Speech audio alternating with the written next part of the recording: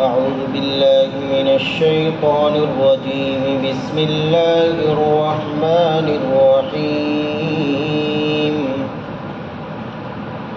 يا أيها الذين آمنوا أوفوا بالعقود. أحلت لكم بهيمة الأنعام إلا ما يتلى عليكم غير محل الصيد وأنتم حرم. إن الله يحكم ما يريد.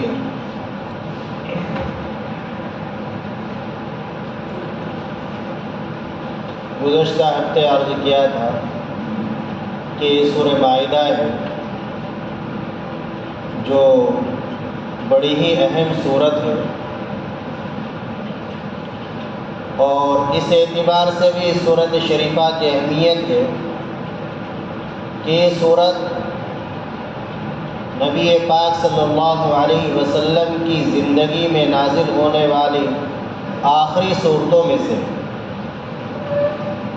بعض حضرات کی رائے تو یہ ہے کہ آخری صورت یہی ہے، نبی پاک صلی اللہ علیہ وسلم پر سب سے اخیر میں یہی سورت شریفہ نازل ہوئی، سورہ مائدہ۔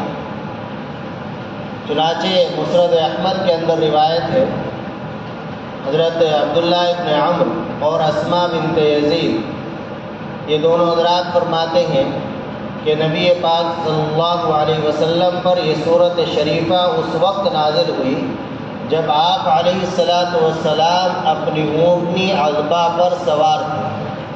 آپ علیہ السلام کی ایک اونٹنی تھی عذبہ نام کی، جو بہت ہی قیمتی اونٹنی تھی، اور کوئی اونٹنی اس سے آگے نہیں نکل سکتا تھا۔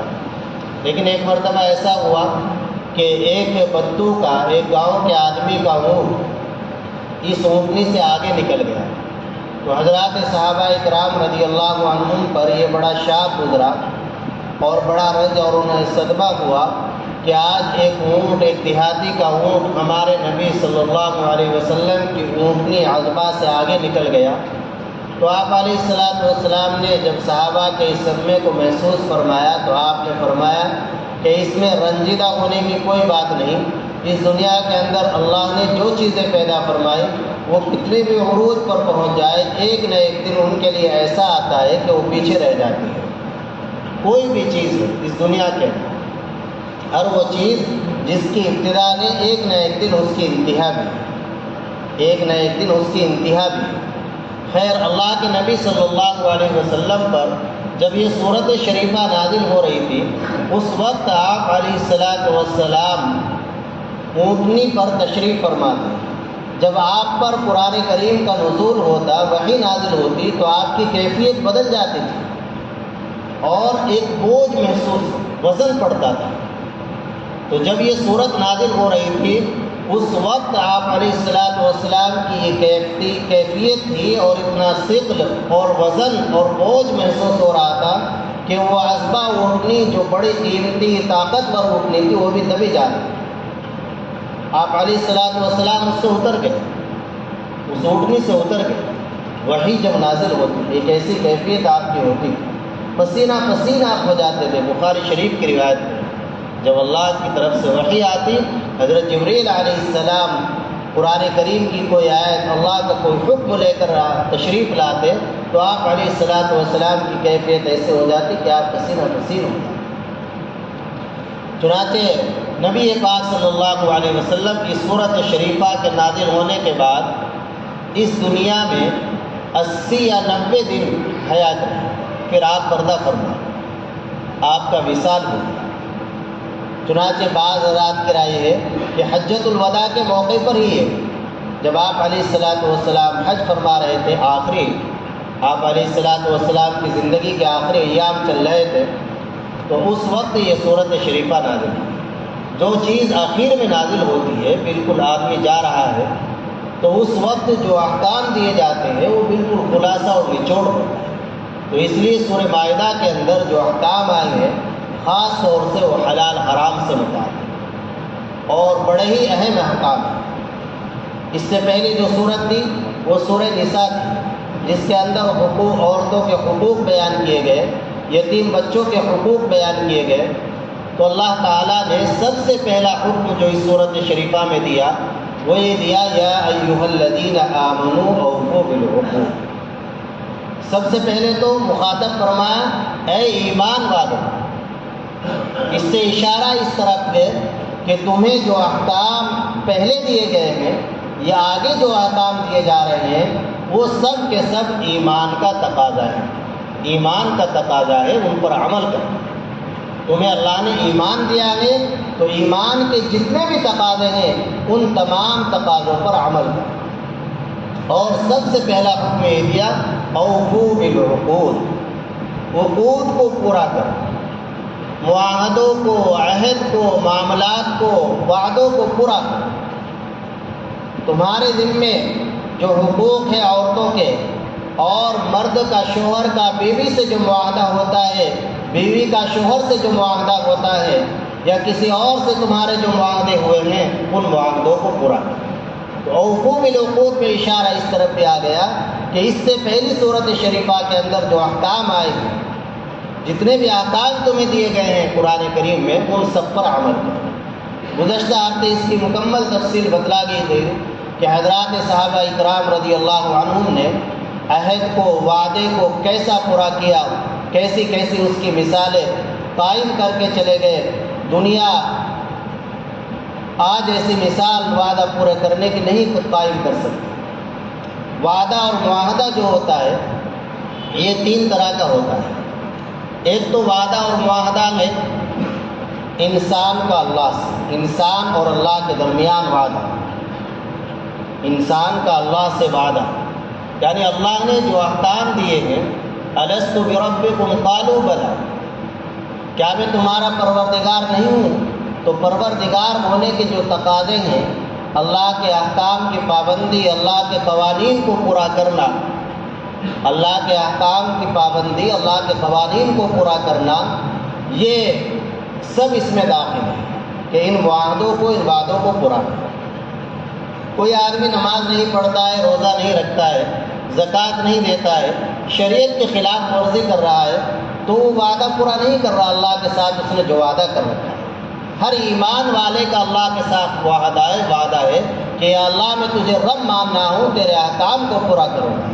تو جب احکام کو پورا نہیں کر رہا ہے تو پھر وہ معاہدہ پورا نہیں کر رہا ہے، عہد پورا نہیں کر رہا ہے۔ ایک عہد ہوتا ہے دو آدمیوں کے درمیان عہد ہو گیا، کوئی بات طے ہو گئی، دو فریقوں کے درمیان، دو جماعتوں کے درمیان کوئی بات طے ہو گئی، کوئی معاہدہ ہو گیا، یا دو شخصوں کے درمیان کوئی بات طے کرا دی چند آدمیوں نے، تو یہ بھی ایک طرح کا معاہدہ ہوتا ہے۔ اس پر بھی پورا اترنا، کھرا اترنا ضروری ہے، اس کو بھی پورا کرنا ضروری ہے۔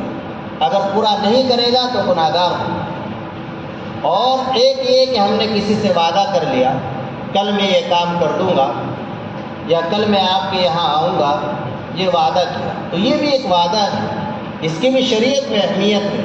گزشتہ ہفتے بتلایا تھا اگر کسی نے وعدہ کیا ہے میں کل آپ کے یہاں آؤں گا تو یہ وعدہ پورا کرنا ضروری ہے، الا یہ کہ کوئی عذر ہو جائے۔ عذر کیا ہے؟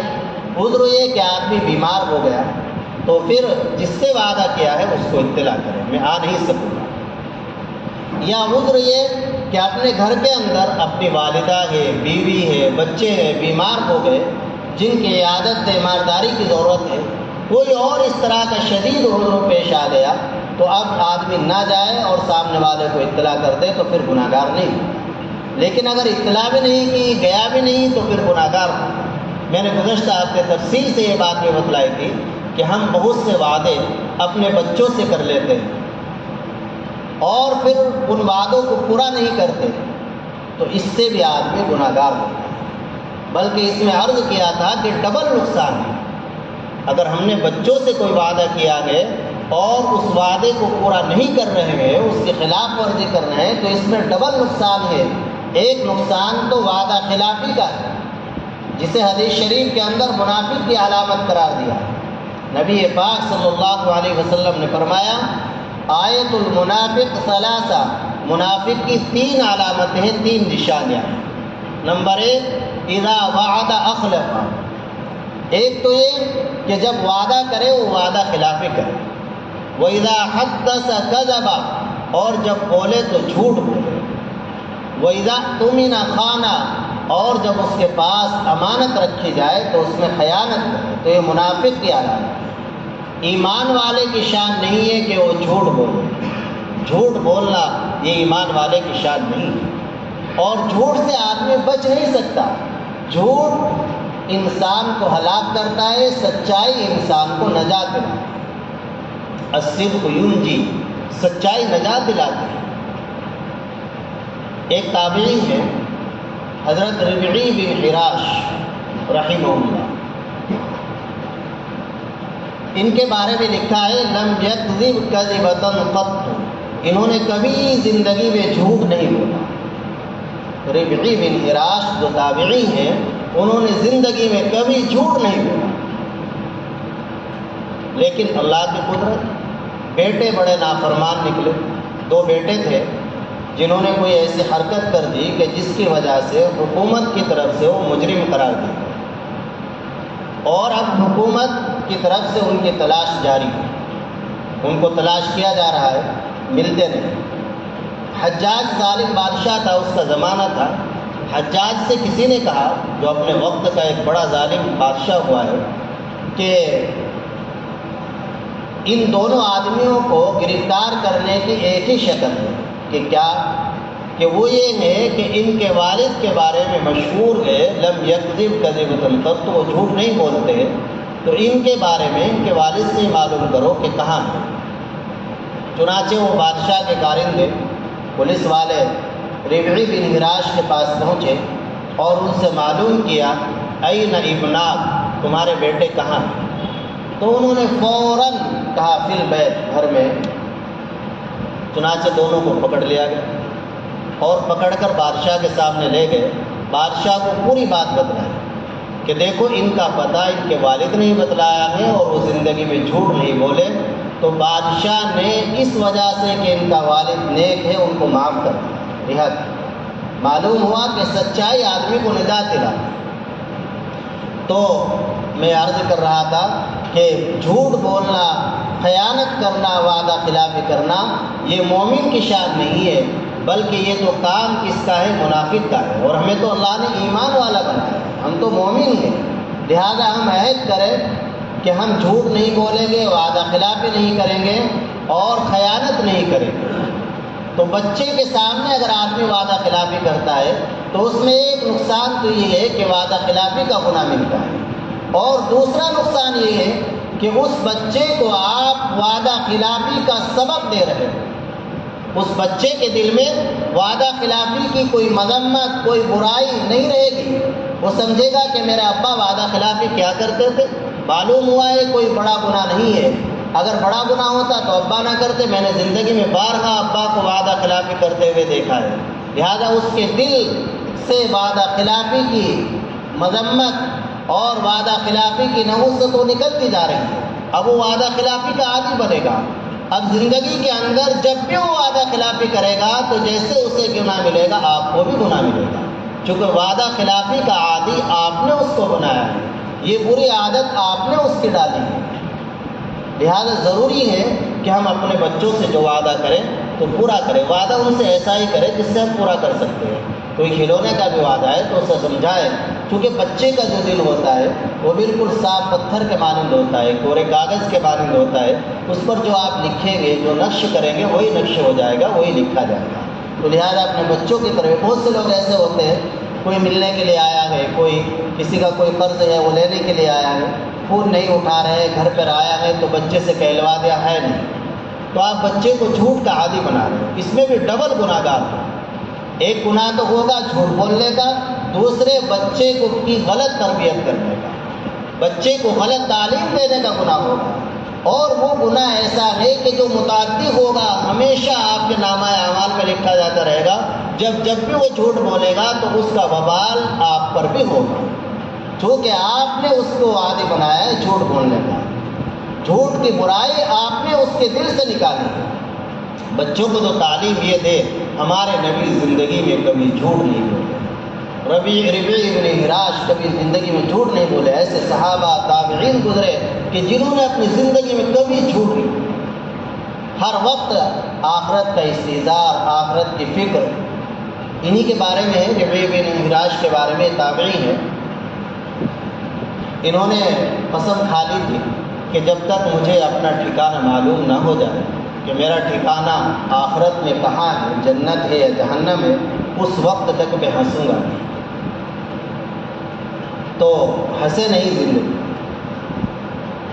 مدتیں گزر گئی، ہنسے نہیں. جب انتقال ہوا تو ان کو جو غسل دینے والے ہیں وہ بیان کرتے ہیں کہ میں غسل دے رہا تھا اور مسکراتے رہے، ہنس رہے تھے. ایسے ایک تابعی اور ہیں زرارہ بن عوفہ، وہ بھی 40 سال تک نہیں ہنسے. جب انتقال ہوا تو پھر ہنس رہے. ان کو اپنا ٹھکانہ معلوم ہو. تو اصل انسان کو اپنے آخرت کے ٹھکانے کی فکر رہنی چاہیے اور وعدہ خلافی کرنے سے گریز کرے. گزشتہ ہفتے میں نے تفصیل سے سنا دیا تھا، اللہ کے نبی صلی اللہ علیہ وسلم وعدہ کر کے 3 دن تک کھڑے رہے، 3 دن تک. اور جب اس شخص کو یاد آیا، وہ آیا تو آپ نے صرف اسے اتنا فرمایا، بھائی آپ نے وعدہ کر کے ہمیں تکلیف میں ڈالا، اور کچھ اتنا کہ آپ نے وعدہ کر کے ہمیں تکلیف میں ڈال دیا. اور حذیفہ ابن الیمان رضی اللہ عنہ مشرف با اسلام ہو گئے، مکہ مکرمہ سے مدینہ منورہ جا رہے ہیں. سن 2 ہجری کا واقعہ. آپ علیہ الصلوۃ والسلام کو مدینہ منورہ تشریف لے جائے ہوئے 2 سال چل رہا تھا. ادھر ابو جہل اور اس کا پورا لشکر جا رہا ہے مسلمانوں سے لڑنے کے لیے. 1000 کی تعداد ہے اور ہتھیاروں سے لیس ہے، اور بڑے بڑے سردار اور بڑے بڑے رئیس اور لڑائی کے ماہر وہ سب جا رہے ہیں. حضرت حذیفہ ابن الیمان راستے میں ملے. ابو جہل نے معلوم کیا کہاں جا رہے ہو؟ تو فرمایا کہ میں نبی پاک صلی اللہ علیہ وسلم کے پاس جا رہا ہوں. تو ابو جہل نے پکڑ لیا حضرت حذیفہ کو اور کہا کہ میں آپ کو جانے نہیں دوں گا، کیونکہ اگر آپ وہاں گئے تو آپ ان کے ساتھ مل کر ہمارے سے لڑیں گے، تو یہ تو دشمن کی تعداد میں اضافہ خود ہی کرنا ہوگا. حضرت حذیفہ ابن الیمان رضی اللہ عنہ نے فرمایا کہ میں ان سے ملنے کے لیے جا رہا ہوں. ابو جہل نے کہا کہ وعدہ کرو لڑو گے نہیں، لڑائی میں شرکت نہیں کرو گے. حضرت حذیفہ نے وعدہ کر دیا کہ لڑائی میں شرکت نہیں کروں گا، میں تو ملنے کے لیے جا رہا ہوں. چنانچہ مدینہ منورہ پہنچے. نبی پاک صلی اللہ علیہ وسلم بدر کے لیے نکل چکے تھے. آپ اندازہ لگائیے، ذرا سوچئے، ایک طرف دشمن کا اتنا بڑا لشکر ہے اور اسلام کی سب سے پہلی لڑائی حق و باطل کے درمیان آج فیصلہ ہونا ہے. یوم الفرقان اس دن کو کہا گیا ہے، فیصلے کا دن حق اور باطل کے درمیان. ایک طرف 313 اور دوسری طرف اس کے 2 گنا اور زیادہ، 1000 کی تعداد. ادھر خالی ہاتھ ڈنڈے لے رکھے ہیں، 6 تلواریں ہیں، ڈنڈے لے رکھے ہیں. اور ادھر 1-2 آدمی بھی اگر پڑ جائے ایسے موقع پر آدمی غنیمت سمجھتا ہے. اللہ کے نبی صلی اللہ علیہ وسلم سے ملاقات ہوئی، پورا واقعہ بتلایا کہ ایسا ایسا واقعہ پیش آیا، ابو جہل نے پکڑ لیا تھا. آپ نے سنا اور فرمایا آپ لڑائی میں شرکت نہیں کر سکتے. حضرت حذیفہ نے بڑی کوشش کی کہ جی میں نے تو ویسے ہی کہہ دیا تھا اور کوئی میرے دل میں وعدہ نہیں تھا پختہ کرنے کا یہ وہ، لیکن آپ صلی اللہ علیہ وسلم نے فرمایا کہ نہیں، یہ سب کام اللہ کی رضا کے لیے، اللہ کا حکم وعدہ پورا کرنے کا ہے. یہ ایک طرح سے وعدہ ہی ہوا. جب آپ ابو جہل سے کہہ کے آئے تو آپ لڑائی میں شریک نہیں ہوئے. بڑی کوشش کی تھی حضرت حذیفہ نے کہ میں بدری صحابہ کی فضیلت ہے، میں اس میں بدر کی لڑائی میں شریک ہو جاؤں، لیکن آپ علیہ الصلوۃ والسلام نے منع فرمایا. یہ ہے ہمارے صحابہ، یہ سب نمونے ہیں ہمارے لیے کہ ہم اپنی زندگی کو بڑی صاف شفاف بنا سکتے ہیں. آپ سوچئے کہ انسان جب سچا ہوگا تو معاشرے میں بھی اس کی قدر ہوگی، اللہ کے یہاں بھی قدر ہوگی. انسان جب ایفاء عہد کرے گا، عہد کو وعدے کو پورا کرے گا تو دنیا والوں کی نظر میں بھی محبوب بنے گا اور اللہ کے یہاں بھی وہ محبوب بنے گا. تو سب سے پہلا حکم اس صورت کا یہی ہے کہ کوئی نیت یہ کرے. یہ صورت شریفہ نبی پاک صلی اللہ علیہ وسلم کی زندگی کی آخری صورت ہے آپ علیہ السلام. تو اس میں جتنے احکام ہمارے سامنے آتے رہیں گے انشاءاللہ ان کے مطابق ہم اپنی زندگی بنائیں گے، ان پر عمل کریں گے. تو سب سے پہلا حکم یہ آیا کہ ایمان والو، ایمان کا تقاضا یہ ہے کہ تم عہد کو، وعدے کو پورا کرو. لہذا آج سے ہم نیت کر لیں، اس سے پہلے کہ اللہ سے معافی مانگ لیں. بیٹھے بیٹھے ایک دل میں آپ معافی مانگ لیں، اللہ معاف فرما دیں گے. کہ اللہ اس سے پہلے جو وعدہ خلاف ہوئی ہے، عہد کی خلاف ورزی ہوئی ہے، ان کو معاف فرما دے. اور کسی سے آپ کے ذہن میں ہو ہم نے فلاں کا عہد توڑا تھا، فلاں کی وعدہ خلافی کی، اس سے بھی معافی مانگے. یہاں چھوٹا بن جائے، اللہ دنیا میں آخرت میں بڑا بنا دے. تو پہلا حکم یہی ہے کہ ایمان والو وعدوں کو پورا کرو، عہد کو پورا کرو. احلت لکم بہیمۃ الانعام الا ما یتلی علیکم غیر محل الصید وانتم حرم. حلال کر دیا گیا تمہارے لیے چوپاؤں. اب احکام شروع ہو رہے ہیں. حلال کیا گیا تمہارے لیے چوپاؤں کو اور جو ان کے مشابہ ہیں، یعنی گائے، بھینس اور بکرا، بکری، بھیڑ. یہ تین طرح کے جانور عربی میں. ایک تو لفظ آتا ہے بقر، تو بقر کے لفظ میں گائے، بھینس، کٹا کٹی یہ سب آ جاتا ہے. اور دوسرا لفظ آتا ہے ابل، اونٹ، اونٹنی، یہ سب. اور تیسرا لفظ ہے غنم. غنم میں بھیڑ، بکری، بکرا، یہ سب، دمبا، یہ سب آ جاتے ہیں. تو یہ سب جانور تمہارے لیے حلال ہیں.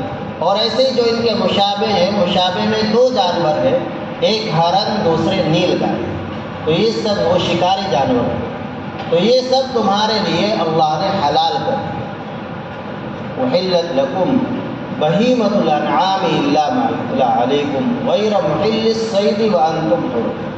تمہارے لیے چوپائے حلال ہیں سوائے ان چوپاؤں کے کہ جو تمہیں آگے پڑھ کر سنائے جائیں گے. آگے آیت آ رہی حرمت علیکم المیتۃ والدم ولحم الخنزیر وما اہل لغیر اللہ بہ. تمہارے اوپر حرام کر دیا گیا مردار جانور، خنزیر کا گوشت، اور وہ جانور کہ جن کو غیر اللہ کے نام پر ذبح کیا گیا ہے. کسی مزار، کسی پیر کے نام پر ذبح کیا گیا ہے، کسی بت کے نام پر ذبح کیا گیا ہے، وہ سب جانور تمہارے لیے حرام کر دیے گئے. الا ما یتلی علیکم غیر محل الصید وانتم حرم. پھر یہ جو شکار کرنا تمہارے لیے حلال کر دیا گیا، جانور کا شکار کرنا، ہرن کا شکار کرنا، نیل گائے کا شکار کرنا، تو یہ شکار کرنا تمہارے لیے حلال اس صورت میں ہے جب کہ تم نے حج اور عمرے کا احرام نہ باندھ رکھا ہو. اگر حج اور عمرے کا احرام باندھے ہوئے ہو تو پھر یہ شکار کرنا تمہارے لیے حلال نہیں ہوگا. حالت احرام میں شکار کرنا بھی ممنوع ہے. شکار کرے گا تو دم لازم ہو جائے گا. تو شکار، یہ سب پابندی، یہ سب احکام ہے. پہلی بات تو یہ آئی کہ اللہ تعالیٰ نے کچھ جانوروں کو حلال کیا اور کچھ کو حرام کیا.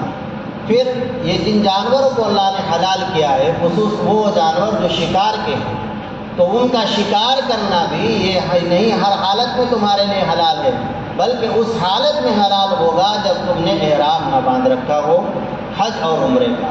ان اللہ یحکم ما یرید. اللہ تعالیٰ جو چاہتے ہیں حکم دیتے ہیں. بڑا ہی پیارا. ان اللہ یحکم ما یرید. اللہ جو چاہتے ہیں حکم دیتے ہیں. کوئی کہنے لگے کہ اللہ نے فلاں جانور کو حلال کیا، فلاں کو حرام کیا. حالت احرام میں شکار کو حرام کیا، حالت حلال میں جب احرام نہ باندھ رکھا ہو شکار کو حلال کیا، ایسا کیوں؟ تو اس کا بہترین جواب یہ ہے ان اللہ یحکم ما یرید. اللہ خالق ہے، حاکم ہے. اللہ جو چاہے حکم دے، ہمیں وہ پورا کرنا ہے.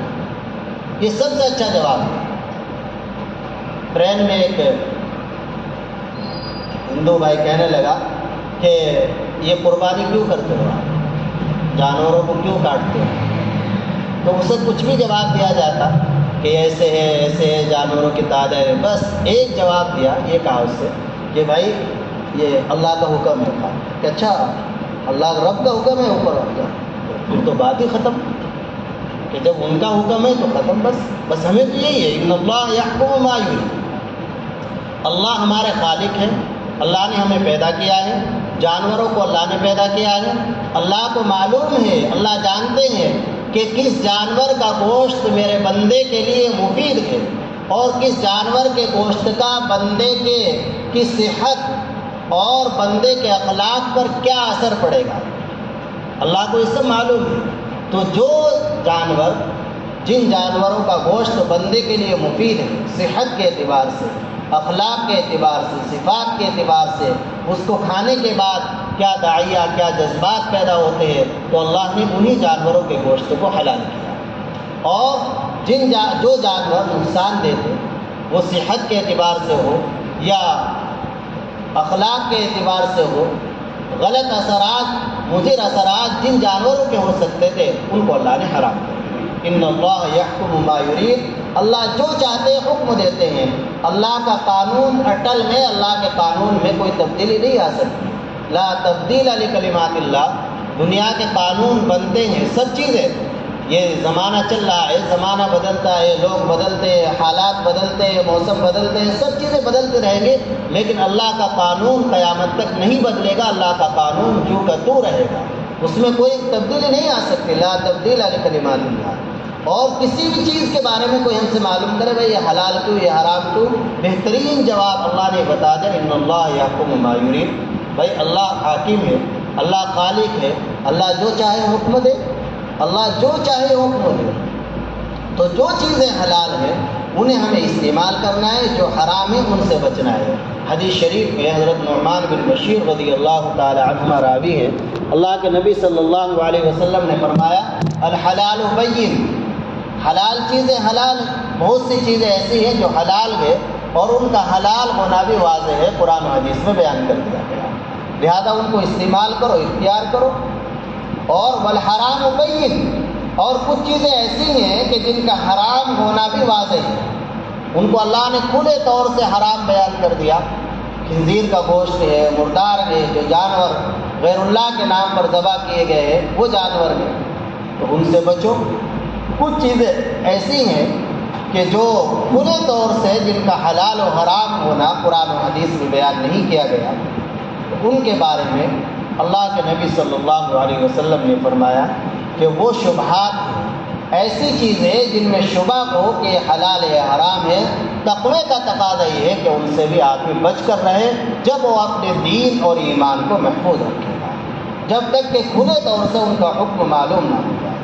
تو جانوروں کے بارے میں یہ وضاحت عرض ہے، قرآن کریم کی سائے سے معلوم ہوتا ہے کہ نہ تو تمام جانور حلال ہوئے، ہر جانور کا جس کا چاہے گوشت کھا لے، جیسے بہت سے گوشت خور ہوتے ہیں، انہیں کچھ بھی مل جائے ماس اسی کو کھا لیتے ہیں، نہیں ایسا۔ اور نہ ہی ایسا کہ تمام جانور حرام، کسی کا بھی گوشت نہ کھائیں جیسے بت پرست و مجوسی کرتے ہیں، نہیں۔ اللہ نے جن جانوروں کو، اللہ نے جانوروں کو بھی پیدا فرمایا، انسان کو بھی پیدا فرمایا، انسان کے حال کے جو جانور مناسب تھے ان کا گوشت اللہ نے انسان کے لیے حلال کر دیا۔ اور یہ ایک طریقہ چلا رہا ہے کہ ہر ادنا چیز اعلیٰ چیز کی غذا بنتی ہے، ہر ادنا چیز اعلیٰ چیز کی غذا بنتی ہے۔